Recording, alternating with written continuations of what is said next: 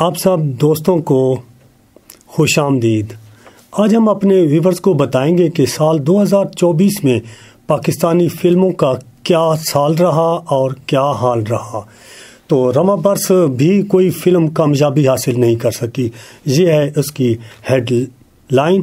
اور 2023 میں تو مولا جٹ نے اس طرح سے کام کیا اور اس طرح سے نام بنایا کہ پاکستان فلم انڈسٹری ایک مرتبہ پھر سے جاگ گئی، لیکن 2024 میں یہ پھر آ کے تھوڑی سی مایوسی کا شکار ہوئی۔ تاہم ایسا نہیں رہا کہ فلمیں بننا بند ہو گئیں، اور فلمیں ضرور بنتی رہیں۔ یہ ہے آج کا ہمارا موضوع۔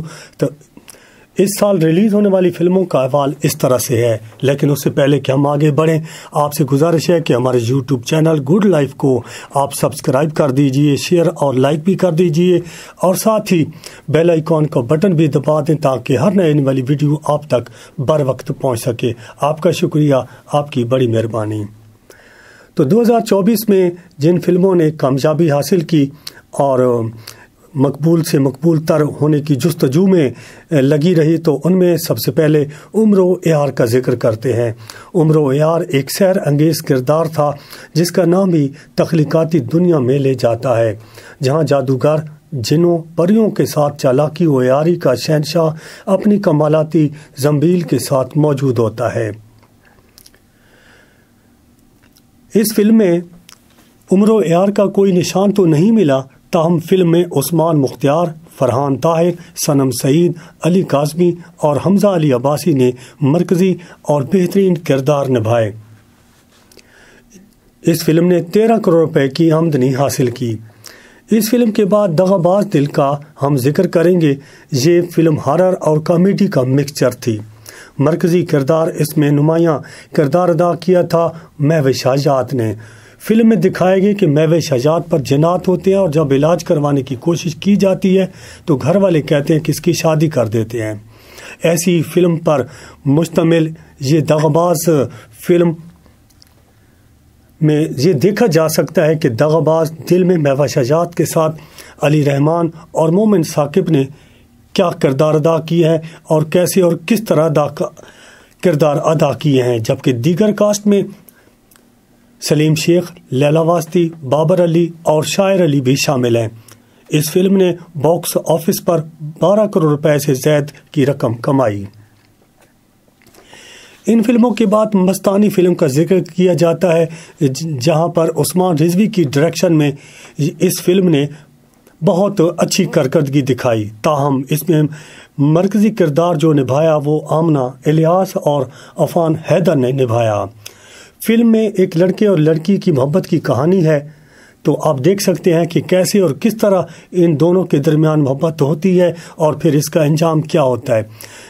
یہ فلم دیکھنے سے تعلق رکھتی تھی۔ دیگر کاسٹ میں ہیرا خان، عادی، عدیل امجد، پروین اکبر، شاہ نواز زیدی، عباس اشرف عوان اور آمنہ ملک شامل تھی۔ فلم نے 10 کروڑ روپے سے زائد کا بزنس کیا۔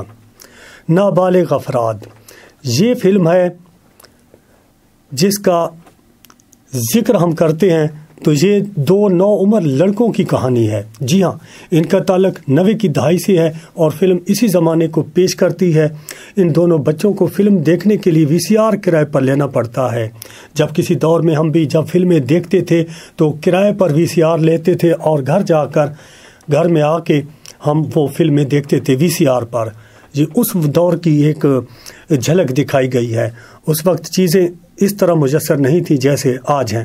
ان کی معصومیت آج کے دور کے بچوں سے 10 گنا زیادہ ہے، تاہم یہ فلم کوئی اثر تو نہ دکھا سکی، تاہم بجٹ دینے میں اس فلم نے بہت اہم کردار ادا کیا۔ اس فلم نے 6 کروڑ روپے کا بزنس کیا، اور اس میں جو اداکاری کی تھی وہ سمر جعفری اور عاشر وجاہت نے کی تھی۔ یہ بھی فلم دیکھنے سے تعلق رکھتی ہے۔ ٹیکسالی گیٹ، اس فلم کا چرچا سوشل میڈیا پر تو بہت زیادہ رہا، اور ایک کرائم تھرلر مووی ہے جس کی ڈائریکشن ابو علیہ نے دی ہے۔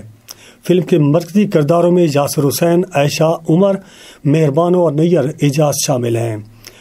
یہ بھی فلم بہت اچھی ہے، اور اس میں دکھایا گیا ہے کہ ناانصافی کے شکار لوگ اپنے حق کے لیے کیسے اٹھتے ہیں اور کس طرح کامیاب ہوتے ہیں اور کیسے آواز اٹھاتے ہیں۔ ابھی इस फिल्म का नाम है, ये फिल्म जश्न आज़ादी के मौके पर रिलीज हुई यानी कि 2024 में, और इसने 5 करोड़ रुपए का बिजनेस किया।